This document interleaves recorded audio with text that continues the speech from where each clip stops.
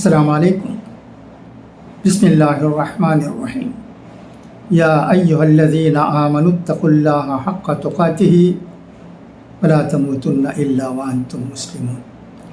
بہت ہی افسوس کے ساتھ یہ خبر سنی گئی ہے کہ آمبور میں مرحوم وڑتور حفظ الرحمان صاحب کے بیٹے وڑتور ارشاد احمد صاحب کا انتقال ہو گیا ہے۔ انا للہ و انا الیہ راجعون۔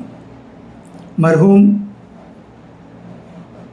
چنئی پیرامڈ مسجد کے سابق امام و خطیب مولوی حافظ مجاہد الاسلام صاحب کے بھائی ہیں، اور وڑتور شاداب حسین صاحب اور وڑتور شعیب احمد صاحب کے والد ہیں۔